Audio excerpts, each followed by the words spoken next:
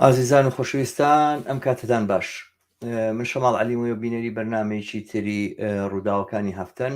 ئەم بەرنامەیە بە هاوکاری هاوڕێم ڕەحمانی حسێنزادە پێشکەشی ئێوەی ئازیزەکەی. ئەم کاتت باش ڕەحمان، و مێدەوارم ڕۆژێکی باشت بوو بێ. زۆر سپاس دەکەم. سڵاو بۆ تۆ، هاوکاران و هەروەها بینەران و بیسەرانی بەرنامەکەمان. زۆر سپاس. هەروەک بڕیارماندا بوو ڕەحمانوە لە فەیسبوک و لە جێگاکانی تریشا ڕێکلامان بۆ کردووە. ئەم بەرنامەیەمان تایبەت کردووە بە تێپەڕبوونی 3 مانگ بەسەر ڕاپەڕینی شۆڕژێڕانەی جەماوەری ئێرانە. ئەمڕۆ دەقیقەن ئەمڕۆ 90 ڕۆژێکە، 90 ڕۆژی تەواوە کە ئەم ڕاپەڕینە بە هەموو شور و گوژمێکی خۆیەوە بە هەموو توندی تیژیەکە لە بەرامبەریا کراوە، بەڵام سەرڕای ئەوە بڵێسەی ئەم ڕاپەڕینە واگرێم ڕاپەڕینە هەروە لە بڵێسە سندنایە و هیچ کام لە ئەو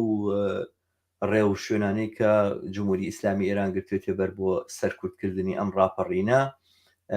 هیچ بەسەمەر نەگەیشتووە، هیچ ئەنجامێکی لێ بەدی نەهاتووە.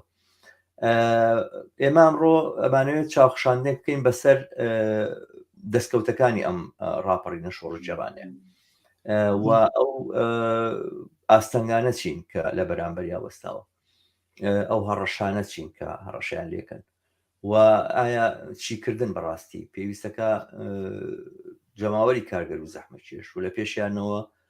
کۆمونیستەکان و سۆشیالیستەکان چی بکەن کە ئەم ڕاپەڕینە بە سەرکەوتن بکە، بە سەرنجامی خۆی بکە. من باسی یەکەم و کردنەوەی باسەکە بۆ ئێوە بەجێ دێڵم. خۆشم دواتر کەمێک سەرنجم هەیە بە عمومی لەسەر ئەم 90 ڕۆژەی ڕاپەڕین. فەرموو. دوبارە زۆر سپاس دەکەم، بەڵام هەروە گوتت لە فەیسبوک و میدیای ئیجتیماعی ڕێکلایم بۆ کراوە. ئێستا نابینم لە فەیسبوکەوە بە ئانلاین بڵاو بێتەوە. ئەگەر گیرێکی فەنی هەیە لەو بابەتەوە بەشک و حەل بکرێ، بەڵام با بچمە سەر ئەسڵی باسەکە. هەرێستا بڵاو بێتەوە، هەرێستا بڵاو بێتەوە لە ڕێگەی سەفحەی خۆمەوە لە فەیسبوک، لە ڕێگەی ئەکاونتی خۆمەوە، هەروە لە ڕێگەی زۆر باشە، زۆر باشە، دەستە خۆش. هەروەک ئیشارەتان پێدا، ئەڵان ئەمڕۆ 90مین ڕۆژ، یعنی دروست 3 مانگ یەکەم لە مەرگی زۆر دڵتەزێنی ژینا مەحسا ئەمینی جوانەمەرگ و عەزیز ئەگوزەرێ. با هەر لە پێشە یادێک لەو بکەین، یادێک لەو عەزیزە بکەین کە بە مەرگی خۆی چەخماخەی خرۆشێکی شۆڕەجێڕانە و جەماوەری لێدا کە ئێستاوە ئەمڕۆ 90مین ڕۆژێتی. یادێک لەو بکەین، سڵاو بنێرین بۆ خانەوادە و کەس و کار و هەموو نزیکانی کە بە ڕاوەستاوی خۆیان بەرحاڵ نیانهێشت جمهوری ئیسلامی بە ئامانجی بگا کە بە بێدەنگی مەسەلەن مەحسا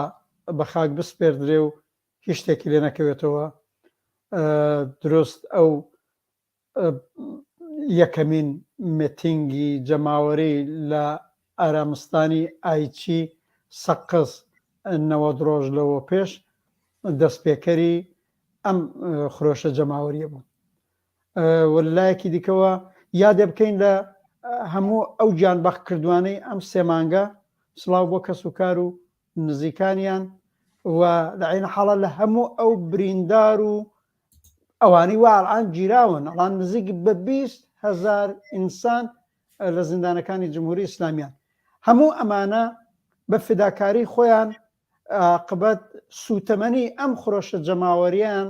لە ماوەی ئەم 3 مانگەدا دروست کردووە و هەروەها ئەبێ واقعان ڕێز و حورمەت بنێرین بۆ جەماوەری خرۆشاوی ئێران کە لە ماوەی ئەم 3 مانگەدا ئەم خەباتیان درێژە پێداوە. دەرنەچە بەم شێوەیە ئێماڵان 3 مانگە ئەبینین خرۆشێکی شۆڕش جێرانەی جەماوەری گشت ئێرانی داگرتووە. هەر ئەمڕۆ لە زۆر جێگا بەحاڵ هەرم حرەکەی ئاعترازی و جەماوەری بەڕووی جمهوری ئیسلامیدا لە مەیدانا بوو و ئەبینین ئەم خرۆشە جەماوەریە یەکەم ئەوەی کە وەکو خرۆشێکی سەراسەری ئێران دەستی پێکرد. لە بیرمان بێ ڕۆژی جومعەی 90 ڕۆژ لەوە پێش ئەم کاتانە بوو کە مەسای عەزیز جانی بەخت کرد لە بیمارستانی یا لە نەخۆشخانەی کەسرای شاری تاران، بەڵام هەر لە ئێوارەی ئەو ڕۆژەوە و بە تایبەت شەو بە سەرداهات ئیتر خەبەرەکەی بڵاو بووە خەڵکی خەباتکار لە تاران یەکەمین ئەترازەکانیان وەڕێخست. یعنی هەر لە بناغەوە وەکو حرەکەتێکی لە مەرکەزەوە دەست پێ کردو و سەراسەری ئێرانی گرتەوە. ڕۆژی دواتر کە ئەکاتە سبەینێ ئەیکردە سبەینێ شەمبەکەی بەرحاڵ ئەو مێتینگەی ئارەمستانی ئایچی سەقز 10,000 کەس زیاتریش شرکەتیان تیا کرد بۆ ئێوارەکەی گوێزراوە بۆ شاری سنەی سوور و دواتر بۆ ڕۆژی دواتر کە بووە یەکشەمبەکەی زانکۆکانی تاران چەندانەیەکیان دەستیان داخەبات و تا گەیشتین بە ڕۆژی دووشەمەی داهاتوو. دوای ئەوانە بەرحاڵ زۆرێک لە شارەکانی گشت ئێران و بە تایبەت شارەکانی کوردستان بە مزاهرەی شەقام بە هەتای اعتصابی گشتی و بە زۆر شێوەی دیکە خەباتەکەیان گەرم و گۆڕ کرد و هەر لە یەکەمین هەنگاوەکانەوە علاوە بەرەم سەراسەری بوونە هەمەگیریش بوو، لایەنی جۆرا و جۆری جەماوەر شرکەتیان تیا بوو و هەر لە دەستپێکیشیەوە بەڕاستی تەوەقعات خواست و شعاری ڕادیکاڵ مەترەح بوو و هەتا ئێستا هاتووە دەوڵەمەندتر بووە و بەهێزتر بووە. شاید بۆ دەستپێکی قسەکە هەرەوەندە بەس بێ ئەمە بۆ خصوصیاتی گشتی ئەم شۆڕشە جەماوەریەی 3 مانگی ڕابردوو ئەتوانین بچینە سەر زۆر لایەنی بەهێزی دیکەی کە حتمما لە قسەکانی تۆشا فەرم. من پێم وایە یەکێک لەو شتانەی کە سەرنجی ڕاکێشە ڕاحمان من ینی ئەوەم بینی وا هەستەکەی ینی هەستێکی وات بۆ دروستە بوو لە یەکەم ڕۆژەکانەوە کەوەکەوەی کە خەڵک ئەمە ڕووداوایان وەکو بەهانە وەرگرت بێ. ئەین دیارە زانم ڕووداوەکە لە ڕادە بەدەر دڵتەزێن بوو، لە ڕادە بەدەر ینی ئینسانی شۆکە کرد. ینی کچێکی 22 ساڵ 23 ساڵ بەتەنها بە خاتری ئەوەی کە کەمێک لە مووەکانی سەری ژنەک ئەوەی کە لەسکی بەسەرەوە یاخود حیجابی نەکردووە چەند تاڵێک لە قژەکانی مووی سەری بەدەرەوەی بە خاتری ئەوە گیان لە دەستەداوە، بە خاتری ئەوە ئەکوژێ لە زیندانە لە ژێر ئەشکەنجەیە بە ئەشکەنجە گیان لە دەستدا. ئەمە خۆی ڕووداوێکی زۆر شۆکێنەرە. بەڵام ینی هەر لەو ڕۆژانەشان من بیرم دێکە هەمووی تقریبن 1-2 ڕۆژێک بوو یا ڕۆژێکی بەسەرات تێپەڕی بوو کە ئەم ڕووداوە ڕوویدا. ئێمە پێکەوە باسێکمان بوو لەسەر مەسلەیەکی کە قەراروا بوو قسە بکەین لە سەبارەت بە ئێران و مێژووی کوردستانی ئێرانوانە. لەو کاتەیە ئەم مەسەلە هات بۆ پێشەرە و کاتە شعورێکی وا بوو کە بۆ ئەوەی کە خەڵک خۆی ئامادە کردبێ کە شتێکی لەم بابەتە ڕووبە یاخود فرسەتێکی دۆزی بێتەوە. من وازانم ئەوانەشی کە بە دوای ئەم ڕووداوانەیە ئەڕۆنەوە زەمینەکەی ئەبینەوە ئەژێرنەوە بۆ ڕووداوەکانی ئابان لە ئابانی بڵین کە کاتە 3 ساڵێک لەمەوبەر لە 2019 بوو لە مانگی ئۆکتۆبری 2000 یا نۆڤەمبەری 2019 بوو کە کاتێک بنزین خێرا گران بوو ئەو ڕاپەڕینە گەورەیە قەوما جمهوری ئیسلامی ئێران 1500 کەسی لەسەر جادە کوشت هەر لە چەند ڕۆژە و پێما بە 3 ڕۆژ 4 ڕۆژی خانیان هەڵا زۆر ئیدامە پیا بکەوە زۆر بە ڕەندانەترین شێوە پەلاماری خەڵکیاندا و ئەم ئاگری ژێرخۆڵە مێشە لەواش و مابێتەوە لەواش و ئەمە هەر مابێت و درێژەی بەخۆی دابێ بۆیە زۆر کەس باسەکە ئەوانەوە بژێڕنەوە بۆ مەسائلی تەنها مەسلەی ژنان تەنها مەسلەی تەبعیز لە دژی ژنان کە من پێم وایە خودی ئەو هەڵاوردنی لە دژی ژنانەکە ئەکبایی ئەوەنە هەیە کە بەشی دووسێ ڕاپەڕین بکە لە بایەقەکەی کەم ناکەمەوە لە دڕندەیەکی کەم ناکەمەوە بەڵام حقەتەکەی ئەوەیە ڕاپەڕینی ئێران ئەم ڕاپەڕینەکە ئەیبینین بە دەرەجەی یەکەم لە پاشخانی ئەو دڕووداوانەوە هاتووکە لە ڕابردووە بۆ جمهوری ئیسلامیکی ئێران کە 43 ساڵە نەکتەنها قامع و ئێرهاب و سەرکوتی ممارەسە کردووە دام و دەستگاکە بۆ پاراستنی بەژەوەندەکانی چینێکی مفتەخۆری باڵادەست کە هەر چۆن لە سەردەمی شایە خەریکی سەروەت و سامان پێکەوە نانبوونەوەوانە هەروە درێژەیان پێدا ممکنە بڵێن جلە قاتۆڕیباتەکەیان داکەنەوە بڵێن پیلێکیان لەسەر کردووە ئەمامەیەکیان کردووەتە سەر بەڵام هەمان سەرمایهدار هەمان بۆرژوازی هەمان توێژی بڵێن خوێنمژی کۆمەلگایەکە لە پەنای جمهوری ئیسلامیەشە دووبارە درێژە بە سەروەت پێکەوەنانی خۆیدا لەسەر حسابی برسێتی و نەبوونی و نەداری و بێکاری و هەژاری و نەخۆشی و بێدا و دەرمانی و بێ هەموو شتێک لە ئێرانە ئەمە ئەو واقعێت هەیە ئەمە پاشخانی ئەم ڕاپەڕینێ بۆیە ئەم ڕاپەڕینە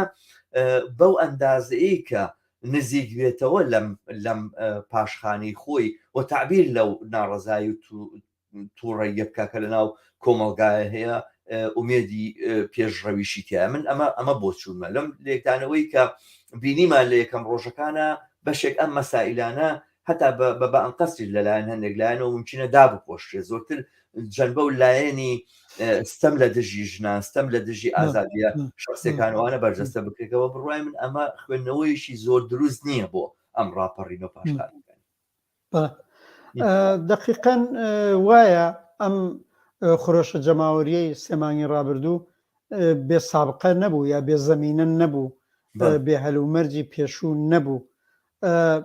43 ساڵی ڕابردوو ئەگەر ڕژیمی جمهوری ئیسلامی یەکێک لە سەرکوتگەرترین و ئیستبدادیترین و بۆ معنایە جنایەتکارترین ڕژیمەکانی دنیا بوو بەڵام بەڕاستی لەو 43 ساڵە هەمیشە و دایم کۆمەڵانێکی خەڵکی شۆڕەجێر ڕاوەستا و بە کرێکارانەوە بە تایبەت ژنان نەسڵی تازەی لە بەرابەرا بوو ئەگەر لە 43 ساڵەکە گەڕین بۆ هەرم پاشخانەی کە تۆ ئەڵێی بووی حقەتەکەیەوەیە مەسەن ئەگەر 10 ساڵی ڕابردوو تەمەشاکەین یەکەم خەباتی کرێکاری لە 10 ساڵی ڕابردووە یەکێ لە مەیدانە بەهێزەکانی ڕاوەستانەوە بەڕووی جمهوری ئیسلامی و دەم و دەستگاکان و سەرمایەدارانی ئێران بوو حتا مەسەلەن منەڵم 8 ساڵەوە پێش 9 ساڵەوە پێش زۆرە لە مەیدانەکانی خەباتی کە زیاتر هاتنە مەیدان وەکو مامۆستایان وەکو حتا دانیشگا و دانیشگاهیەکان بەڵام خەباتی کرێکاری بە ئەتسابەکانی بوو دواتر نەسڵی تازەی جوان و دانیشگامان بوو دواتر مامۆستایان و فەرهەنگیانمان بووە هەر لەم 2 ساڵە دواتر تەقاعودیەکان یا خانە نشین یا خانە نشینەکان ئەوانمان بووە بەڵام عاقبەت لەکوێیە تەقیەوە ئەوەی وا تۆژی شاڵەتە یەک دەیمانگی 96مان هەیە کە کاتە تقریبان دقیق 5 ساڵەوە پێش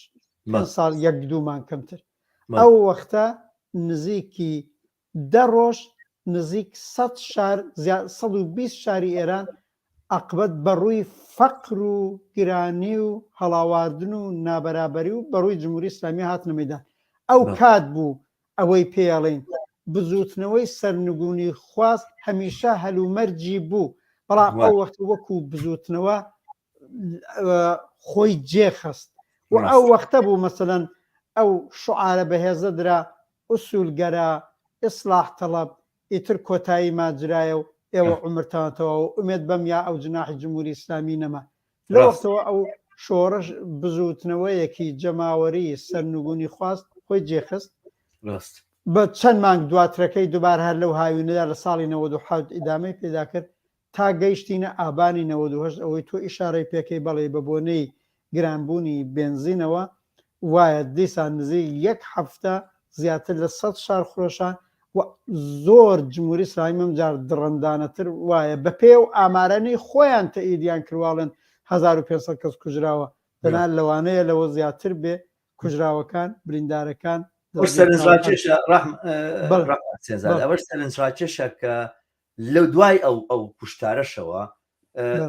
بڵێن مانگرتنەکان نەوەستان مانگرتنەکان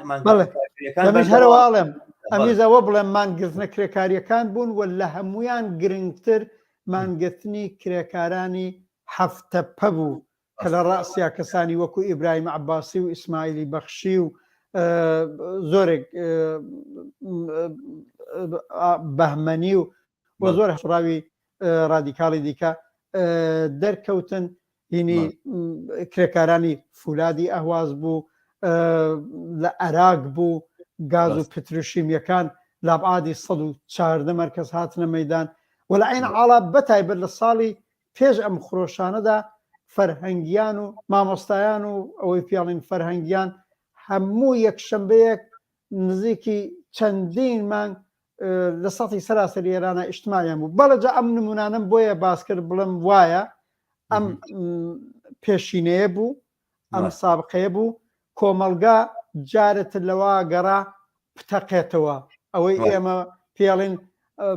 بە خاڵی ئینفجار گەیشت بوو بە جێگایە گەیشت بوو کە مناسبەتێک دروست بێ دووبارە کۆمەلگا بە ڕووی جمهوری ئیسلامی و هەموو زوڵم و زۆریەکانی بتەقێتەوە مەرگی مەحسا ئەوە بوو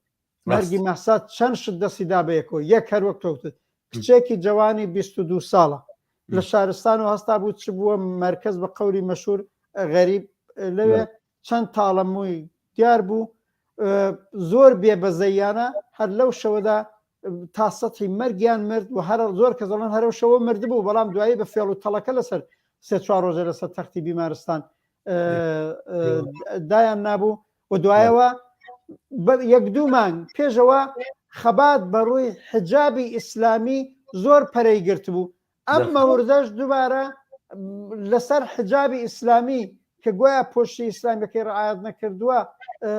مەرگی مەحسایان خۆڵقان هەموو ئەم شتانە یعنی لەلایەکەوە بە عنوانی کچێکی جوانی لە ژێرستەم لە کۆمەلگای ئیسلامیدا بە بۆنەی حجابی ئیسلامیەوە بە بۆنەی بارحەڵا خبەت هەموو ئەو تەبعیز و هەڵاواردنانەی کە وجودی بووە ئیتر وابوو بووە ئەو کۆمەلگایی کە لەوە دەگەڕا مناسبەتێکی دەستکەوێ بە خرۆشێکی تەواو بێتە مەیدان خۆڵقا لە تارانەوە دەستی پێکرد گوێزرایەوە سەقز و سنە و دواتر شارەکانی کوردستان و سەراسەری ئێران و ئەبینی ئەلان هەرە وەختە ئەم شعاری ژن ژیان ئازادی هاتە مەیدان خودی ئەوە بە نظرم مەجموعەن وەکو شعارێکی مثبەت بوو بە هەوێنی زۆر یەکگرتووی زۆر کەس باسەکەن بەتایبەت لە چەپەکان لە کۆمۆنیستەکان ئەخوام شعارە شعارێکی سۆسیالیستی نییە و لە دەرونی بزوتنەوەی کرێکاریەوە ناتوە منی جەڵم وایە بەڵێ ئەمە لە دەرونی نەبزوتنەوەی کرێکاریەوە هاتووە نە لە دەرونی بزوتنەوەی حتا خوێندکارانی دانشگاکانەوە هاتووە نە لە دەرونی خەباتی ڕاستە و خۆی سۆسیالیستەوە بەڵام شعارێکی مثبەت بوو بۆ چونکی یەک باسی ژنی تیا بوو 43 ساڵە ژنان لە کۆمەلگای ئێرانە ستەملێکراوترین بەشی کۆمەلگا لە هەموو بابەتێکەوە ئینسان دوو لە این حاڵە باسی ژیان مەترەح بوو ژیان ئەو کۆمەلگایە بۆ ژیانێکی باشتر لەو 43 ساڵەیە خەباتی کردبوو و باسی ئازادیش مەترەحە معلومە هەر بزوتنەوەیەک تعبیری خۆی لە ئازادی هەیە دەی ڕادیکالەکان چەپەکان کۆمۆنیستەکانیش ئێمە تەواوی ئازادیمانەوێ لەم شعارەیە وجودی هەیە ئەمە باعثیەوە ئیجازە نەدرێ هیچ جۆرە هەڵاواردن تەفرقە شکافی ملی و قەومی و مەسەبی و جنسی و ئەوانە خۆی بخزێنێتە نێو ئەم شۆڕشە جەماوەریە ئەمە یەکگرتوویەکی ئیجاد کرد و ئەو تین و تەوەژمەیدا کە ئەمڕۆ 90مین ڕۆژیەکەی قسەی لێک زۆر باشەکەوا بێ لێرە پاوسێکی کورد وەرگین ڕەحمان دوای دێینەوە بۆ پێشکەشکردنی بەشێکی تری ئەم باسەمان کە فچینە سەر ئەو ئاستەنگانەی کە یاخود ئەو دەستکەوتانی بەڕاستی کە بەدەست هاتووە لە ناو بەڵە دەستکەوتەکان مهمە لە پێشا باسی بکەین درست بەڵێ بینەرانی ئازیز لەگەڵمان بن پاش کەمێکی تر دێینەوەلاتان بۆ پێشکەشکردنی بەشێکی تری ئەم بەرنامەیەوە لەسەر باسێکی تری ئەم هەڵسەنگاندنەی ڕاپەڕین شۆڕژێرانی ئێران من و هاوڕێم ڕەحمان حسێنزادە قسە و باسەکەی مەڕۆن بجێمان مێڵن پاش ناوبڕێکی کوردی نۆلاتە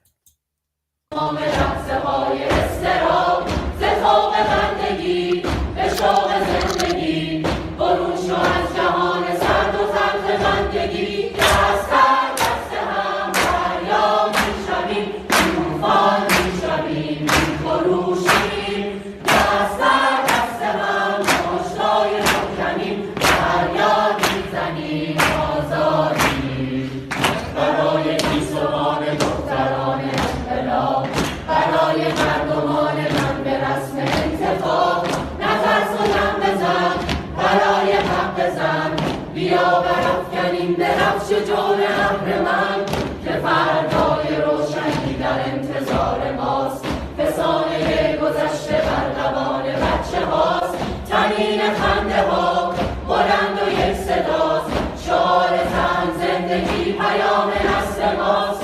سر دست هم دریا میشویم طوفان میشویم میخروشیم دست در دست هم پشتای محکمیم دریا میزنیم آزادیم ای آزادی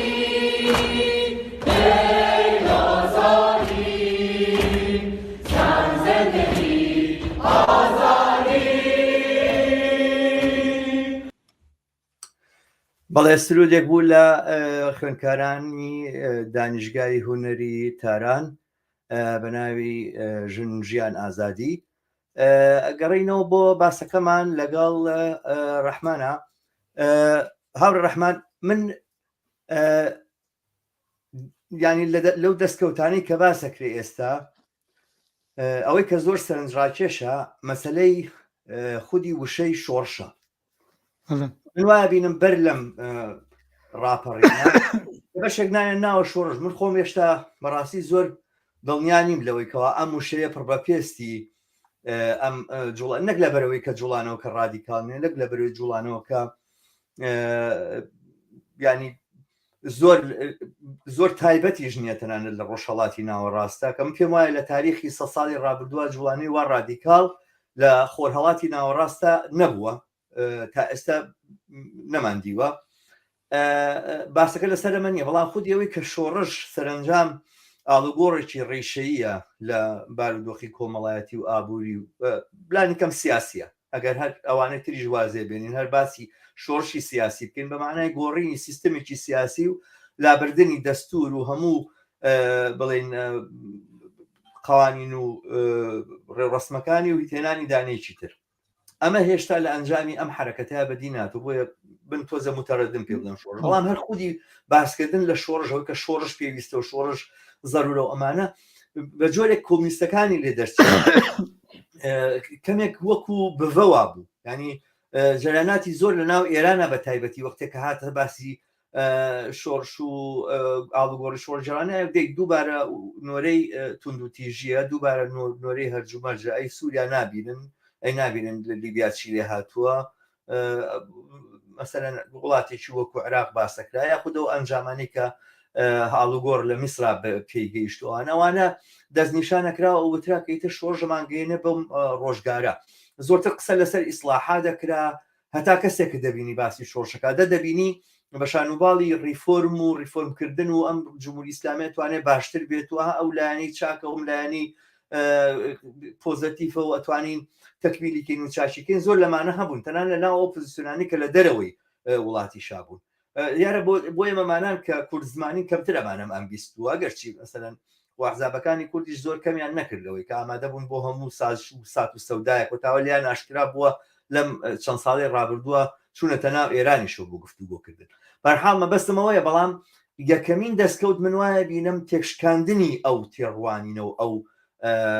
چوارچێوەی بیرکردنەوەیە کە جمهوری ئیسلامی ئێران قابلی ئیسلاح ئەمە بێگجاری کۆتایی هات ئەمڕۆ قسە لەسەر ئیسلاحی جمهوری ئیسلامی ئێران لەلایەن هیچ کەسێکەوە ناکرێت بگرە زۆرترین ئەوانەی کە هەمیشە بەسەر شان و باڵی ئیسلاحاتە هەڵێنەدا ئەمڕۆ قسە لەسەر شۆشەکەن من یەکێک لە دەستکەوتەکان ئەما بینم دووەمین دەستکەوت منەوە بینم کە بەستەڵەکێکی زۆر لە نێوان بڵێن خەڵکی ئێرانە دروست کرابوو بە تایبەتی مەسایلی قەومی و مەسایلی مەذهبی ئەومانە زۆر زەق کرابوو لە ئێرانە ئەمە بە دەرەجەیەکی زۆر ئەیبینی کە بەرەو کاڵبوونەوە شووە لە تارانە دروشم بۆ کوردستانە وترێ لە زاهیدان باسی کوردستانە کرێ لەو سەر لە بەلوچستان لە کوردستان خوێنە بەخشن مامۆستایانیشتی مامۆستایانی سەقز ئەچن خوێنە بەخشن بۆ بریندارەکانی زاهیدان کە تەقیان لێکرابوو لەلایەن جمهوری ئیسلامی ئێرانەوە هاو ئاهەنگیەک و هاو پشتێکە بین لە نێوان خەڵکی جەماوەری ئێرانە ئەتوانین بڵێن لە ناو توێژی جۆراوجۆری شاد ینی مەرجنی هەر کارگەر و زەحمەت کێش بێوانە توێژی جۆراوجۆر جۆرێک هاوکاری و هاودڵی هەیە کە هەستەکەی تەواوی ئەو سیاسەتانی ڕابردوو تەواوی ئەو چوارچێوانەی کە دانرابوون بۆ پۆلێنکردنی بەشەرەکان لە ناو ئێرانە ئەمە سونیەوە ئەمە شیعەیە و ئەمە کوردەوە ئەمە عەرەبە و ئەمە تورکە ئەوانە هەمی لاچوون مەسەلەیەکی تر مەسەلەی حقوقە فەردیەکانە یعنی وای لە هاتووە ئێستا خۆ باسی ناکەن بەڵام ینی ژنان بەبێ سەرپۆش ئەگەڕێن ینی وان لێ هاتووە ئێستا بەتەمان حملەی مزات بکەن نفوزی خۆیان بۆکەنەوە بە عەباوە ژنەکانیان بێن و بیان بەنە سەر جادە و گوایە لە ڕێگەی نەسیحەت و ئەوانەوە کە ئیتر ناتوانن بە زەبری پۆلیس ئەو کارە بکەن لە ڕێگەی نەسیحەتەوە وا لە ژنان بکەن کە دووبارە لە چ بکەنەوە سەر و لە چ ڕعایەت بکەن باس کرد معارەزە من ئەبینم لە ناو زیندانە لە ناو زیندانی ئێرانە پەیامی سەوتی ئەنێرێت زیندانێکی ئێرانی قسە لەسەر ڕووخانی شخصی خامنەییەکە بەمەرجێکە ئەو ژنە ناوکی زۆر لە خەیاڵ نییە یەکێکە لەوانی کە لە ڕموزەکانی متەدەینەکانیش ناسراوە ینی خۆی شیعە مەذهەبە و لەشکی لەسەرە و لە ناو زیندانەیەوە ئەڵێ 18 زیندانی ژن لە دوای ئەعدامکردنی ئەو بڵین لاوانە و گەنجانەی کە ئەعدامەکرێن ئەم ڕۆژانە نامەیەشیان بە مشتەرەکی دەرکردووە لە دژی ئەعدام لە دژی ئەم سەرکوتەکە بەرپابێ ئەنی بە جۆرێک هەستەکەی حاجزی ترس شکاوە ینی خۆپیشاندان بۆ تڕدیادەیەکی ڕۆژانە و ژێرپێنانی قیەمەکان و پیرۆزیەکانی جمهوری ئیسلامی ئێران کەیشیشان حیجابە وتیان مەسەلەن عەمامەی مەلایە وای لێ هاتووە ئێستا هەر ژن نییە لە چک لەسەر ناکە مەلاش عەمامەی لە سەرانیەکەیەتە دەرەوە جلەکانی ئەگۆڕێت و بە جۆریشتر ئەوێ دەرکەوێت بە بڕای من ئەمانە من وای بینم ئەمانە دەستکەوتن وە بەگشتیش ئەوەی کە کۆمەلگا خەریکە بە هێزی خۆی ئاشنا ئەبێت کە ئەزانێت کە ئەنوا وەشکاڵ وەسائل و پتیکارات هەیە بۆی کەوا ناڕزایی دەربڕێ مەرجنی هەر ڕاپەڕینی سەرجا دەبێ مەرجنی هەر خۆپیشاندان بێ مانگرتن نەتوانێت دەور ببینێت تەنانەت ئەم ڕۆژانە قسە لەسەر مانگرتنە لە دانی بۆ نمونە پارەی کارەبا و پارەی غاز و تەسلیب بۆ نمونە هەتا سەحبکردنی پارە لە باقەکانە قاتعکردنی دام و دەستگاکانی ڕژێن بە جۆری بە شێوازی جۆرا و جۆر ئەمانە ینی ئەتوانین تا ئێستا ئەو شتانێک کە وەکو دەستکەوت دەیان بینی ئێستا من ئەمانەم بە نەزەرەکە کە بیان ژمێرم کە دیارە مەسائلی تریش هەیە من بەوەندەی اکتیفاکەم و باسەکە بۆ تۆ بەجێڵم با منش بە جۆرێک یا لە گۆشەیەکی دیکەەوە هەر لەسەر ئەم دەستکەوتانە قسەکەم یەکەمەوەیە یەک شت کە دەستکەوتێکی زۆر گەورەی و لە قسەکانی تۆشا بوو بەڵام ئەمەوێ من پڕەنگتری کەمەوە هەمووش لەسەری کۆکن هەموو باوەڕ ناکەم هیچ کەس لەسەرەوە جیاوازێکی بێ ئەوژەوەیە بزوتنەوەیەکی جەماوەری بەهێزی سەرنگونی خواست لە ئێرانە بە تەواوەتی خۆی قایم کردووە ئەوەی تۆجوتت ئەلئانی تر مەسلەی نەمانی جمهوری ئیسلامی قسەی نێو بەیتی ڕەهبەری خامنەییە لە نێو دەست و پەیوەندەکانی نزیکی خۆیان قسەیە ئەرێ ئێمە ئەمێنین یا نامێنین ئەنیتر ئەلعان تازە تۆ بڵێ لە سەتی کۆمەلگا و ئۆپۆزیسیۆنی ڕاست و چەپ و کەسێک ئەلعان بڵێ ئیتر بزوتنەوەی سەرنگونی خوازنیە و با لە ئومێدمان بەوە بێ بزانین ئای لە ئینتخاباتی بەعدیا ئیسلاحاتە بکرێنە پێی پێکردن ئەمە تەواو بوو ئەمە ئیتر دەنەچە یەکەم شت هەموو لەسەری ئەتوانین پێ ئەوژۆیە لەم ڕەوەندەدا لەم سێمانگەدا ئەوەی لە جەریاندایە بزوتنەوەیەکی سەرنگونی خوازی جمهوری ئیسلامی بە کامڵی بە هەموو هێز بە هەموو توانە سەراسەری هەمەگیر کاڵان دوایی لەسەرەوەش قساک ئەمە جێکەوتویت بۆیە گۆڕانێکی گەورەیە لە ئاڵوگۆڕە سیاسەکان و لە مەعادلە سیاسەکە دووەم هەر لەم دەورەدا ئەوەی هەلومەرجێکی تەواوەن شۆڕژگێرانە باڵی بەسەر کۆمەڵگادا کێشاوە ئەڵانی تر ئەوەی هەلومەرج شۆڕژگێرانەیە کێشراوەتە نێو شەقامەکان گەڕەکەکان نێو ماڵەکان نێو زانکۆکان نێو شوێنە کرێکاریەکان ئاڵقبەت لە هەموو جێ هەرە و جۆری تۆ باسی کرد باسی شۆڕشە شۆڕش ئەبێ فەزایەکی شۆڕژگێرانە هەیە ئەگەر کولی شۆڕشەکەش تەواو قەد تەوبەت کامڵی خۆی نیشان نەدەوێت هەلومەرجەکە شۆڕژگێرانەیە ئەمەش ئاڵوگۆڕێکی ئەساسیە لەسەر خودیەوەی شۆڕژ یا شۆڕژنا منیش پێم وابێ بە تەواوەتی ئەلعان شاید شۆڕژوتن ئیرادێکیەوەی بێ عەقبە بزانین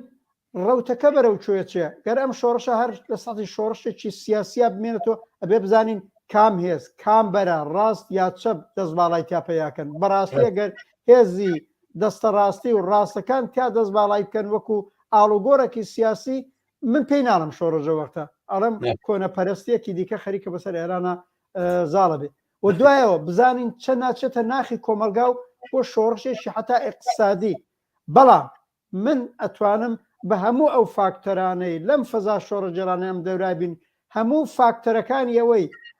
ئەم هەلومەرجە شۆڕژگێرانە بگۆڕدرێ بۆ شۆڕشێکی تەنانەت کۆمەڵایەتی بەو معنایە هەم ئاڵوگۆڕی سیاسی بێ هەم ئاڵوگۆڕی اقتصادی و مەعیشەتی بێ هەم ئاڵوگۆڕی فەرهەنگی و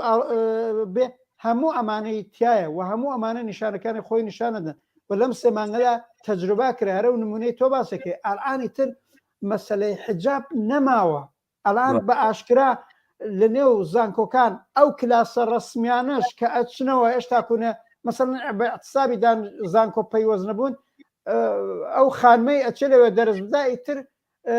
مەگەر زۆر ئیسلامیکی تون بێ حجاب لەسەر ناکا بەسەری ڕووتەوە چێ دەرسەکەیدا ئەمە بۆ خۆی ئاڵوگۆڕێکی فەرهەنگی گەورەیە کە تۆ باسی حقوقی مەدەنی و اجتماعی کرد هەموو فاکتۆران هەیە بەڵام لە پنای ئەمانە دەنەچە بە نظرم هەموو فاکتۆرەکانی گۆڕانی ئەم هەلومەرجە شۆڕژگێرانە ئەم بزوتنەوە سەرنگۆنی خوازە بگۆڕدرێ بۆ شۆڕشێکی کۆمەڵایەتی کاڵوگۆڕی چەند لایەنە سیاسی اقتصادی فەرهەنگی لە کۆمەلگا پێک بێنێ هەیە لە گرێوی چیدایە لە گرێوی عاقبەت ڕاهبەریەکی ڕادیکاڵ و ئاڵوگۆڕ پێکێنەر بێتە مەیدان یعنی هێژمۆنی پەیدا بکە عاقبەت کێشەی بینی ڕاست و چەپ لەو کۆمەلگایەدا هەیە و هەر لەم بزوتنەوە سەرنگونی خوازشدا هەیە ڕەنگە لە درێژەشدا بچینە سەر عاقبەت مەسەلەوەی ئایا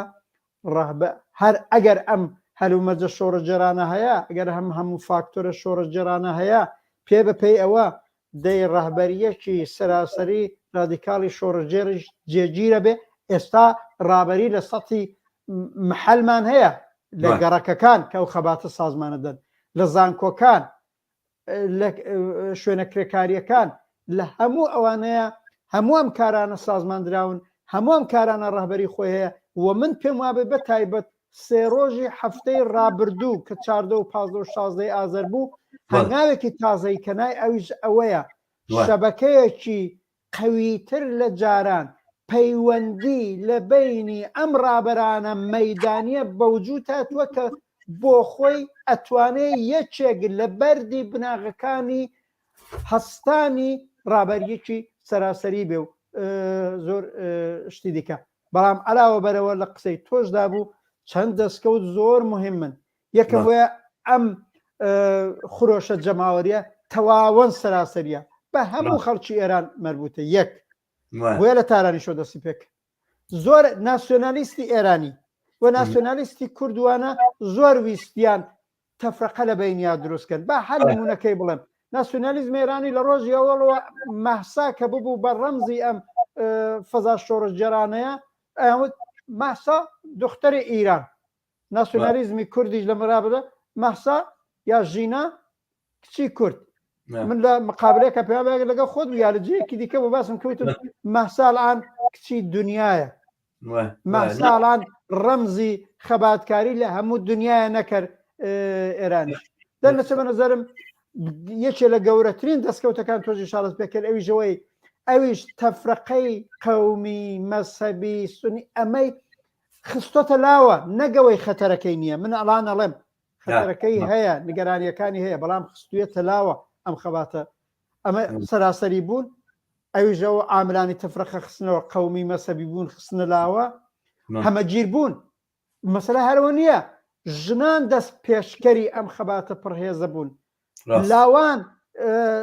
عاقبەت تین و تەوەژمی زیاتریان پێدا بەڵام هەر بەوانەوە نەبەسراوەتەوە ئەڵام ئەقساباتی کرێکاری هەیە ئەساباتی مامۆستایان و فەرهەنگیانمان بوو هینی ئەوەی ئێمە پێڵێن ڕانندەگان سایقەکانمان بوو هینی کامیێندار و ئەوانە گەڕەکەکان ئینی هیچ بەشێکی کۆ بازاڕی تام ئەسابە گشتیان ناکرێت بازاڕی تاران بەشە لە بازاری تاران وەختی خۆی پایەی کۆمەڵایەتی ئەم جمهوری ئیسلامیان نەکبەتە بوون کە بەسەر خەڵکی ئێراندازە ئەڵام بەشێکی زۆری پشتیان تێکردووە ئەوانش دێن بە ئەحساب پەیوەستە بن دەنێتە خودیان هەماگیر بوونەش دەستکەوتێکی دیکەیە و لە عین حاڵە دژی ئیسلامی بوونی دژی دین بوونی ئەم خەباتە دەستکەوتێکی زۆر گەورەیە زۆر کەس وە منیش عەقیدەم وایە کە ئەمە بۆ خۆی نیشانەیەک لە ڕۆنسانسێکی دژی دینی دژی مەسەبیە کە تەئسیری لەسەر هەموو ڕۆژهەڵاتی ناوەڕاست ئەبێەوە بە نظرمەگە بە سەرنجام کە کولی ئیسلامی سیاسی لە ڕۆژهەڵاتی ناوەڕاست و حتا دنیاش پاشەشتێکی گەورەی پێدرێ من زۆر ئومێدەوار نیم بەوە ڕەحمەبا دقیقە قسەکەی خۆم کەمەدانی چونکە ئەلێریان پشتم پێویستە بیڵێمەوە ئەستەکەم کە جمهوری ئیسلامی ئێران زای بۆ کوچێتە بەرچاوم لە پۆستێک چاوم نووسی بوو وەکو ڤایرۆسی کۆرۆنا ڤایرۆسی کۆرۆنا لە چایناوە دەرکەوت بۆ هەموو دنیا بڵاو بوو باشە ئەگەر چاینا مەسەن بەری پێ نەگرتایە و لەوێ چوارچێوەی نەکردایە و بڵێن محاسەری نەکردایە و ڕێگەی لێ نەگرتایە ئەوانە لە وڵاتەکانی تر هەر بەرەنگاریشی ببوونایەتەوە و ڤاکسینیشان بەکاربێنایەوە سەرنجام جێگایەک هەبوو هەمیشە ئەم ڤایرۆسی پەخشە کردەوە بە دنیا لەبەر عیلاج ناکرا بەڵام ئەوەی کە چاینا ڕێگەی لەمە گرتووەوانە ڕێگەی دابەوەی کە ئەگەر لە ئەوروپا و لە ئەمریکا و لە شوێنەکانی تریشا کە خەڵک بە کۆرۆنا مردووەوانە بەڵام سەرنجام کەمپین لە بەرامبەر کۆرۆنایە بە ئەنجامی ئەوە گەیشت کە نەخۆشیەکە ئەو ئاسەی لە خەتەرناکی نەما ئیسلامی سیاسیش هەمان شتە ئیسلامی سیاسی ڤایرۆسێک بوو لە جمهوری ئیسلامی ئێرانەوە بەڕاستی یەکەم جار لەوێەوە تەقیەوە بەرەو دنیا بڵاو بووە بەڵام ئێستا لە هەر شوێنەکانی بینی بۆ بە جینەکەی لە ئیسلاحی توبیا بە عەربی پێڵێن ئەمراض متەوەطینە یعنی نەخۆشیەکە کە نیشتیمانی بووە نیە نیشتیمانی پیا کردووە لە تورکیات هەیە عەرەبستانی سعودی کە ئەوە هیچ میسر ئێستا یەکێکە لە ناوەندەکانی ئیسلامی سیاسی لە دنیاە مەغریبی عەرەبی بە تونسەوە بە مەغریبتەوە بە جەزایرتەوە هەمووی تایە یعنی تقریبا لە زۆر شوێنی دنیای ئیسلامی سیاسی ئەوە پاکستان و ئەو ئەفغانستانەوەوانە هەر لێ گەڕێ ئەمانە هەمووی جێگایەکەن بۆ ئەوەی کە ئیسلامی سیاسی جێگەی خۆی ڕاستە تێکشکانی جمهوری ئیسلامی دەرگا کاتەوە بۆم خەباتە وەڵام بەڕاستی و خەباتە زۆری ماوە یعنی ئێمە من ئومێدەوارم بەوەی کەەوە ئەمە ڕێنسانسێکە بەڵام ڕێنسانسێکە وەکو چۆن لە شۆرشی فەڕەنسا وتیان لە کەسێکیان پرسی وکەی شۆرشی فەڕەنسا تەواوبووتی بەڕێی من ئێستاش تەواو نەبووە ینی شۆرشی فەڕەنسا کە دەستی پێکردووانە ماوەیەکی زۆری ویستا ئەوروپای گرتەوە 100 ساڵێکی ویستا قیەمەکان و شتەکانی بوو بە قانون و بوو بە یاسا و لە ئەوروپایین بوو. ئەم ڕێنسانسە دژی ئیسلامیەش لە ئێرانە زۆری پێویستە بێتە فراوان بێتەوە. لەو لایتریشەوە خەتەرێکی تری ئەوە هەیە کە بەشێکی ڕاستڕەوەکان کە ئێستا بچینە سەر تەحەدایەتەکانیش بەڕاستی قسە بکەین لێرانە، بەشێکی ڕاستڕەوەکانی ئێران ئەم ڕێنیسانسە دژی ئیسلامیە دژی شەریعەتە ڕەبتەکەنەوە بە دژایەتیکردنی عەرەبەوە. ینی بەڕاستی ڕەوتێکی فاشستی زۆرێک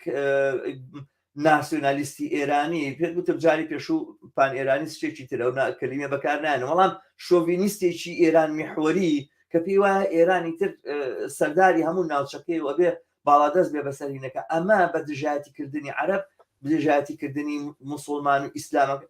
ئیسلام و موسڵمانانی بەڕاستی ئەوان دژایەتی موسڵمانانەکە نەک ئیسلام وەکو دین وەکو شەریعەتەوەوانە، دژایەتی موسڵمانانەکەمی ڕەبت کردوێتەوە بە دژایەتیکردنی عەرەبە و شۆڤینیزمەوە کە بە بڕای من ئەمە هیچ پەیوەندێکی بە پێشکونخوازیەوە نییەوە، هیچ کاتێک ناتوانێت بەرەنجامی باشیشی لێبەدی بێت. بەرحاڵ پێم وایە بچینە سەر تەحەداکانی بەردەم ئەم جوڵانەوەی ئێستا، بەڵام بەر لەوە دووبارە پاسێک وەربگرین و بینەران ماندوو نەبن. دوای سرودێکی تری هەمان تیپ لە دانیشگای هونەری تاران کە جێگای سەرنجەوان لە دانیشگای هونەری تاران ئەم سرودانە ئەڵێن بۆیە کە وێنەکانیش دەموچان دەرناکەوێت و لێڵا لەوێەوە لە ناو تارانەوە ئەم سرودانە ئەخوێنن بۆ ڕاپەڕی. بینەرانی ئازیز لەگەڵمان بن تا دوای پاوسێک دینەوە لاتان بۆ درێژەدان بەم بەرنمەیە سەبارەت بە هەڵسەنگاندنی دەستکەوتەکانی 90 ڕۆژی راپەڕین شۆڕژێڕانی جەماوەری ئێران.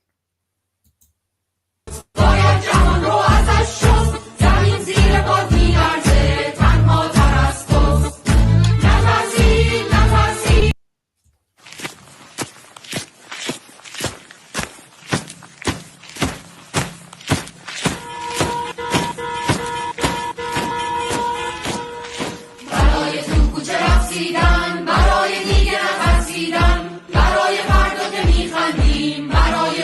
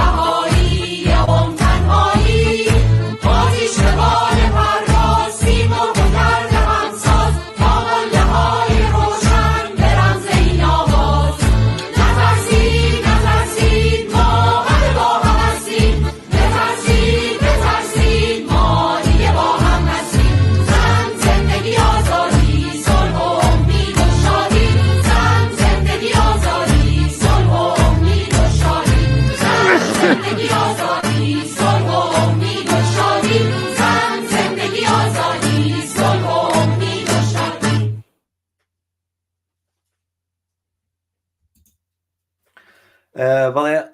بینەرانی ئازیز لەگەڵتانین بۆ پێشکەشکردنی بەرنمەیەک درێژە بە بەرنمەکەمان دەین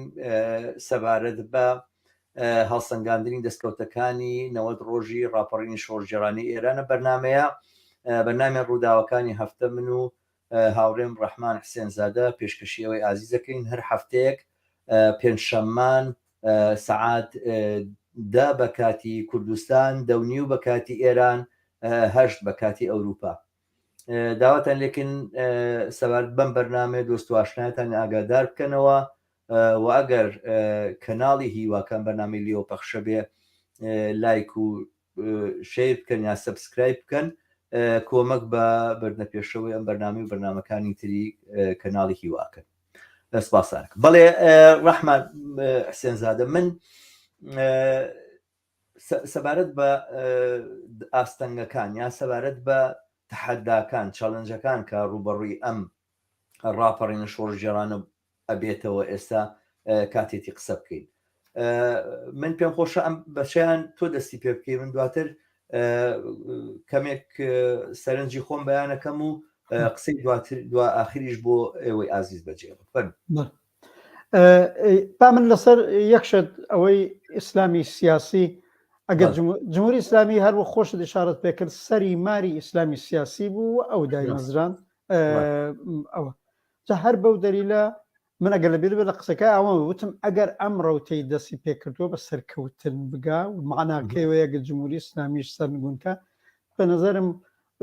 زەربەی زۆر قرس لە هەموو شاخ و باڵەکانی دیکەی ئیسلامی سیاسی چ سونیگەریەکەی چ شیعگەریەکەی لە منتەقەکە و لە دنیادادا بەڵام ڕازێکی لە بازجەیەک ڕەنگە لەسەر شوێنی خۆیان هەر بمێنن ئیسلامیەکان لە پاکستان کەماکان تین و تەوەژمێکی خۆیان هەر ببێ بەڵام حتا گەژ بژبێ من پێم وابێ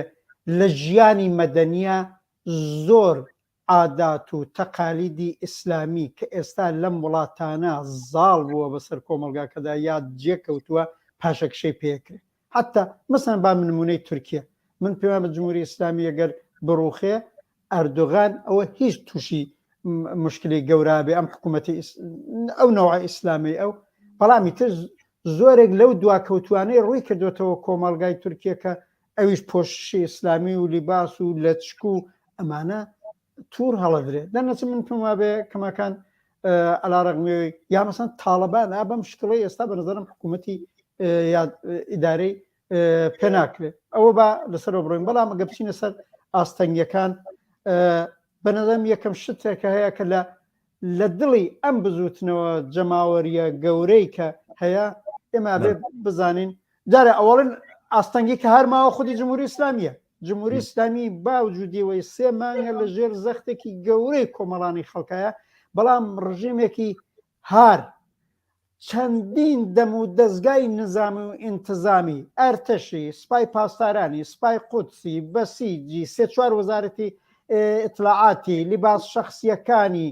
ئەنوا ئەم ڕژیمە چونکی خۆی زانیوێتی لە ڕۆژی ئەوڵۆ فقط بە زۆری سەرکوت ئەتوانی خۆی ڕاگرێ و نە هیچ شێوەیەکی دیکە لە هەموو حتا لە ڕژیمی پێشووتر کە ڕژیمێکی سەڵتەنەتی زەبەلاح ئەرتەشی بوو لەو تیارترە بە لەحاظی نظامی و سەرکوتگەری و تەجروبەی سەرکوتگەرانە ئێشتا ئەمە هەر ماوە ئەمە ئێشتا ماوە زۆر گۆڕاوە بامە ئێشتا کوێ ئاستەنگیەکە ماوە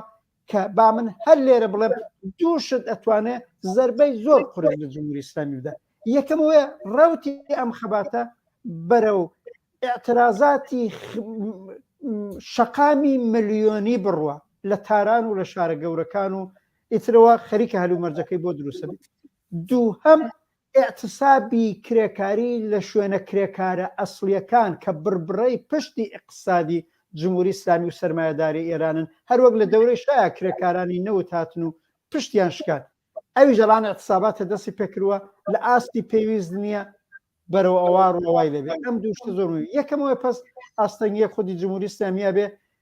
بەسەرە مەرگەکەی بگەێنین و بە ئیرادەی خودی و کۆمەڵانی خەڵکا کرد دوای ئەوە لە دڵی ئەم کێشە بۆ ڕوخانی جمهوری ئیسلامی بەحاڵ بەدیلی چەپ و ڕاست لە مەیدانە قوتبی چەپ و ڕاست لە مەیدانە ڕاستەکانی ئێرانیش بە تەجروبە وەرگرتوو لە ڕابردووی خۆیان و ساڵی 57ش بە دوای قدرەت گرتنەوەن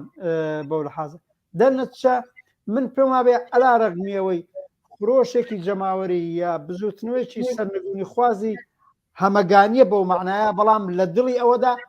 هەمە باهەم نین هەموو لەگەڵ یەک نین هەموو لەگەڵ یەک هاوقەدەم نین لەستاوە ڕۆشنە قوتبی چەپ و ڕاست لەو کۆمەلگایە خوێندنەوەی جیاواز تاکتیکی جیاواز ئایندەی جیاواز بۆم حرەکەتە تەرەحڕێژی ئەکەن و خۆشبەختانە ئەوەی کە هەیە تا ئێستا ئەوەی لە ناخی کۆمەلگاکەدا لە جەریانایە کە هەر ئەم خۆشی سێمانگەیە کە ژنان لاوان کرێکاران مامۆستایان خوێندکارانی دانشگاکان حتا خوێندکارانی مەدرسەکان لە 10 ساڵ بەرەوژوورەوە خەڵکی گەڕەکەکان هەموو ئەبینی تۆژ و چینی خوارەوەی کۆمەلگان بەو معنایە بینی هەستانێکی جەماوەری لە خوارەوەیە و هەر بۆیە بینین لە خاستە اقتصادیەکانیان لە خاست سیاسیەکانیان لە خاستە فەرهەنگیەکانیانە هەر ئالەم سرودانەی کە تۆ ئەم دوودانەیەت بۆ نمونە بڵاو کردەوە لە دەرونی تاران تەهیەکەن لە قوڵایی دڵی خەڵکەوە خواست و ویستی ئازادی خوازانە بەرابەری خوازانە ڕزگاربوون لە دەست هەر نەو ستەم و چەوسانەوەیەک هەر بۆیە لە شعارەکەیان ئاڵەڵەنەمە هیچ جۆرە ئیستبدادێکمان ناوێ جا چ شاه بێ چ ڕاهبەر بێ کە منزوریان جمهوری ئیسلامیە لە زۆر دێڵەن ئازادی و بەرابەری و حکوومەتی شوڕایی ئەمە هەیە جا ئەمویز یەشە لە ئاستەنگەکانیش بەرەی ڕاستی کۆمەلگایە بەرەی ڕاستی کۆمەلگا کە بە تایبەت لە دەرەوە لە سەتی خارج زۆرتر خەریکن مەیدانداریەکەن ئەحزابیان هەیە جەریاناتیان هەیە شخصیەتیان هەیە لە کۆمەلگەکەیە بەڕاستی بێهێزن هێزی کۆمەڵایەتیان کەمە بڵێم ڕەحمان من ئینت بیر نەچێتەوە ئێستا قسەی کۆتاییش ئەدەم بە تۆ پێم خۆشە لێرە مداخلەکەی خۆم بکەم ئەگەر ئیجازە بدەیت بەشێک ئەوەیە من وازانم ئێستا خەڵکانێکە نەڵێن ئەمریکا دەسێ لەرزی ئەمریکا بۆچی پشتی جمهوری ئیسلامی ئێران بەرنا تا جۆرێکە نەڵێن ئاسان ئەمریکا نایوە جمهوری ئیسلامی ئێران لە منطقەکە لاچە بە دەلیلی ئەوەی کە منمونەوەکو گورگەکەی هەیەسەوە وەکو جسکەکەی هاسی لێکردون دەوڵەتەکانی خەلیج هەر زوو ئەم گورگان نیشانەداوانش مەجبورم ڕۆن چەکی لێ بکڕن ئەوە نیە نایڵێ هیچ پارە و پولێکیان بەدەستەوە بێت سعودیە و دەوڵەتەکانی خەلیج زوو ئێرانیان پیشانەدا کە ئەوە هەڕەشەیە لە سەرتانوانە بۆی بڕۆن چەک بکڕن ئەمریکا نایەوێ خۆی لەمە ڕزگارکە تەحلیلاتی یاواژەکرێ بەرحاڵیا ئەوەی کە ئەمریکا مەسەلەن هات سەدامی ڕووخان بە جۆری لە جۆرەکان ئەو ئاستەنگی کە لە بەردەمی ئێرانە بوو بێتەوە قدرەت لە ناوچەکە یەکسەرە بکاتەوە لای برد لەبەرەوە بە جۆرێک پشتیوانی ئێرانی لە قەڵەم دەنی ئەوەی کە ژێر بەژێر لەگەڵ ئیسرائیلە تەقسی واکرێ لەگەڵ ئیسرائیلە ڕەوابیتی هەیە بەڵام هەموو هەمانە بە بڕای من هیچ ڕاز نییە ئەوەی کە ڕاست و دروستە ئەوەیە ئەمریکا و غەرب بڕوای بە ئەلتەرناتیوە ڕاستڕەوەکەی ئایندەی ئێران و تا ئێستا نەگەیشتۆ بۆ قەناعەتە کە دیارە من مخالفم ینی زۆر تەیدی و تەسویرە ناکەم کە ئەبێ حتمما ئێران جارێکی تر ئیستیبدادێکی تر بێ حاکم بێتەوە ئەو لە دنیای ئەبینی ئێستا زۆر وڵاتەیە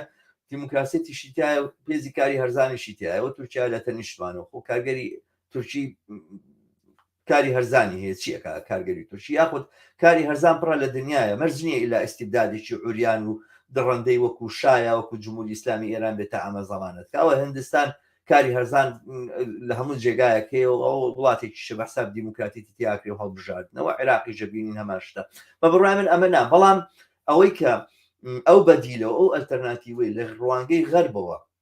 کە زەمانەتی ئەوەی بداتێک کاتوانێت کۆنتترۆلی ئەم وڵاتە بکە و ڕێگای شۆڕژ و ڕێگای ئاڵوگۆڕی شۆڕژەوانە نەکرێتە بەر و نەبێ بەوەی کەوا جەماوە شتێکی بکرێتە دەست و خۆی بێ بە خاوەنی خۆی ئەمە تا ئێستا زەمانەتە بە غەرب نەدراوە ینی ڕاستڕەوەکانی ئێران ناتوانن ئەم زەمانەتە بە غەرب بدەن ئەگەر نا غەرب بە بڕوای من سێودی ناکرد لە داعمکردنی ئەلتەرناتیوێکی تری جمهوری ئیسلامیە و ممکن بوو بە هەموو شێوازێکی هەتا سەربازیش دەقاڵەت کاوتە دەخکاوتەوە ئەو ئەلتەرناتیوەی خۆی جێ بخا بەڵام ئەمە وجودی نییە ینی هەیەشێک لە بەڕاستی ئاستەنگەکانی پێشووتر ئاماژەیەکت پێکە یەشێک لە ئاستەنگەکانی بەردەمی ئەم ڕاپەڕینە کە بە بڕای من ممکنە جانیبێکی پۆزتیفیشی هەبێ کە دواتە قسەی لەسەرەکەم ئەویژەوەیە کە هەر ئێستا لەم کاتەی ئێستایە ئەلتەرناتیوێکی حاضر و ئامادە بۆ جمهوری ئیسلامی ئێران وجودی نییە بەم اعتیباری کە ئەم ئەلتەرناتیوە چەپ نییە بۆ ئێمەمە خاڵی زوعفە خاڵی لاوازێکە بێ پڕیکەینەوە بەڵام بەو اعتیباری کە ئەمە ڕاست نییە بەری ڕاستیش ئەم ئەلتەرناتیوەی نیە بە بڕای بەمە خاڵێکی پۆزتیفە بۆ ئێمە و درێژە کێشانی ئەم دۆخە ئەگەر چی ممکنە قوربانی لێ بکرێتەوە ئەگەر چی ممکنە ئازار و ئەشکەنجەکەی زۆر بێ بەڵام ئەم پرۆسە شۆڕش جێڕانەیە درێژە کێشانی و ئاهەستا هەستە چوونە پێشەوەی بەبێ ئەوەی بچێشێتە شەڕی خیابانی زود ڕەس و ببێ ئەوەی ببێ بە فەرتەنێک و شەڕێک وەکەوەی کەوا لە سووریا هەیە ئەمە بە قازانج جوڵانەوەی شۆڕش جێڕانەیە و بە بڕای من لەم ناحیەوە لەم بابەتەوە ئەوانەی کە هەوڵی ماجەراجوویە دەن ئەگەر حزابە ناسیۆنالیستەکانی کوردستانی ئێران بەڕاستی ئەوەی باشە کە ئەوانیش لێەوە قفڵەکان لەلایەن پارتیوە گیراوەتەوە بە خاتری ئێرانەوەوانە بۆیە ئەم کارە ناکەنش نادەمێ بوو دەستیان پێ بردووان ماجەراجوون و هەرشێکیان پێ بکرایان کرد ئەمانە ئەم جۆرە کارانەیە ئەوەی مجاهید مەسەن لە شوێنێکەوە سوچێکی بۆ پیاوێ ئەم کارە نەبکە ئەمانە ممکنە سم بێ بۆ ئەم شۆڕشە سم بێ بۆ ئەم ڕاپەڕینەوە بتوانێت تێکی بشتێنێ ینی بتوانێت بەلایەکیا بەرێکی تر نەتوانێت ئەنجامی باشی لێ بەدی بێ یەکێکی تریش لە نەقسەکان کە من بەم جوملەیە تەواوێکەم و باقی قسەکان بۆ تۆ بەجێڵم یەکێکی تریش ئەو خۆش باوەڕی خۆشخەیاڵەیە کە هەندێک هیانە ئەم جوڵانەوەی چەپە ئەم ڕاپەڕینە چەپە حتمما هەر ئەنجامەکەی هەر چەپە بێ لیبرالیزم لە دنیای هیچی نەماوە ئەم قسانەی هەندێک لە هاوڕیان بەناوی کۆمونیسمی کارگەریشەوەی کە سەرنجام بۆ کوێچێ جمهوری ئیسلامی ئێرانە ڕوخێتەوەوان هەر چە بتوانێت دەسەڵات بگرێت بە بڕای من ئەمە بە خۆشخەیاڵێکی زۆر بەکەمگرتنی بەری ڕاستی دنیا ئەزانم و ئەمە بەڕاستی زەهرە بۆ ئەم جوڵانەوە شۆڕژێڕانەوە ناتوانێت ڕابەرایەتی لێبەدی بێت دید و بۆ چوونیوە من باقی قسەکان بۆ تۆ بەجێڵە مەزانم کە کاتی شت دیاری کراوە ئەبێ سەری سعدنۆکەی کە وتمانەتەوە من نوێی ئوروپا منزورە من با لەم قسەی ئاخرەوە بڵێم بە نەزەرم کاراکتری خۆشە جەماوەریەکە چەپە ڕادیکاڵە خاص شوار هەموو ئەو هەیە بەڵام منش قسەمەوەیە هەر بە دیتنی ئەو وەزعە ئەوە خۆشە جەماوەریەکە ڕادیکاڵە ئەگەر هێزی کاریگەر هەڵسوڕێنەر چ لە دەرونی بزوتنەوەکە لە بزوتنەوەی کرێکاریەوە تا ئازادی خوازان تا هێز چەپ و کۆمونیستەکانی وەک ئێمە نەبن ئیرادە نەکەن سازمان ئیرادە و ڕاهبەریەک تەمین نەکەن ڕاهبەریەک بۆ ئەم کاراکترە چەپ و ڕادیکاڵە دروست نەکەن بە هێژمەنی پەیدانەکە سەد چەپگەرایش ببێ کە لە زۆر جێگای دیکەی بووە بەڵێ ڕاست ئەتوانێت بەسەر یازاڵ بێ وەختە بە نەزەرم ڕەنج بە خەسارە بی منیش پێم وابێت دەنەچە نەقشی هێزی کاریگەر هێزی هەڵسوڕا و زۆر زۆر گرنگە بۆ سازدان و شکڵدان بە ڕاهبەریەکی ڕادیکاڵ بە پلاتفۆرمی ڕۆشن بە هێژمونیەکی واقعی بە چێهرە و شخصیەتەکانیەوە کە ئیترەوە کاری هەم کرێکاران و هەڵسوڕاوانی سۆسیالیست و کۆمونیستە لەداخل هەم هێزی چەپ و کۆمونیستەکانە کاتەکەکە ماچمە سەر چەند شتێتر بەشێتە لەو ئاستەنگەی کە من باسم کرد هێزە ڕاستەکان هەن پایگای کۆمەڵایەتی زۆریان نییە بەڵام ئەیانەوێ پشت ببەستن بە ئامریکا و دەوڵەتەکانی ئوروپایی و کە ڕۆژێک لە ڕۆژان تەواو کامەڵ پشتیوانیان لێ بکەن ئەو قسەی تۆ زۆر ڕاستە تا ئێستا ئامریکا و دەوڵەتە ئوروپایەکان ئێشتا کوێ ئتکایەکی ئەساسیان بە ئالتەرناتیوێکی ڕاست نەکردووە چونکی ئالتەرناتیوە ڕاستەکە بینن ئەو هێزە تەواوی نییە بە نەزەرم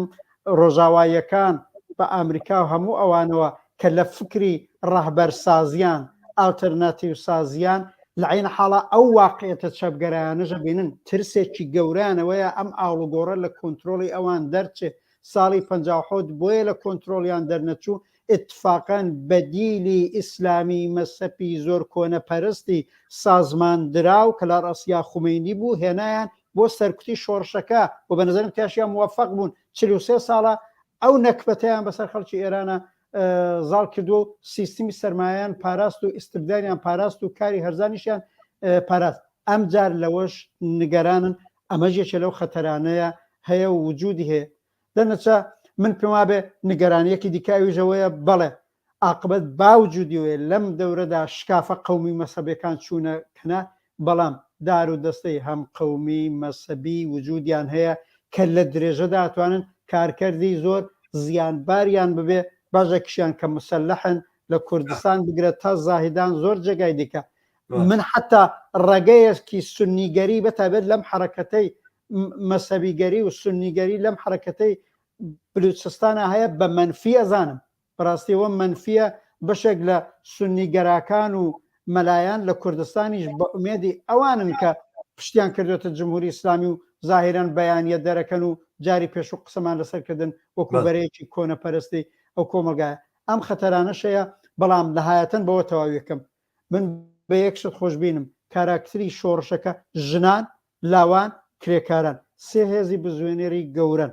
ئەوانە لە کاتاکۆری ڕادیکاڵ و چەپی ئەو کۆمەلگایە قسە ئەوەیە هەرسۆراوانی چەپ و کۆمونیستی ناو سێ ئەم سێوڕەوتە و هێزی چەپ و کۆمونیست و ئێمەی کۆمونیست کاریگەریەکان ئایا ئەتوانین ئەم هەلومەرجە تەواو تەشخیص بکەین و کۆمەک بکەین بە دووشت یەک ڕاهبەریەکی ڕادیکاڵی سەراسەری تەمین بێ ئەو ڕاهبەری ڕادیکاڵە ئتکا ببەستێ بە ڕێکخراوی جەماوەری لە گەڕەکەکان لە شارەکان لە نێو کارخانەکان لە مەرکز شوێنە کرێکاریەکان و بەرەو ئەوە بڕۆن ئیدارەیەکی شوڕایی ئەو جۆرەی کرێکارانی هەفتەپە وەختی خۆی باسییان کردووە پێشنیاز بکەن بەو جامە ئەو بیخەنە چشمەندازی ئەگەر ئەم کارانە بکرێ من پێیان بێ ڕەوتی ڕووداوەکان بە قازانجی هاتنە مەیدانی بەدیلێکی چەپ و سۆسیالیستی و ئالتەرناتیڤی سۆسیالیستی ئەتوانێ بگۆڕدرێ ڕاستە زۆر باشە زۆر سپاس ڕەحمان ئەزانم کاتت هەیە لەوە زیاتر ناتوانین لەگەڵ مابی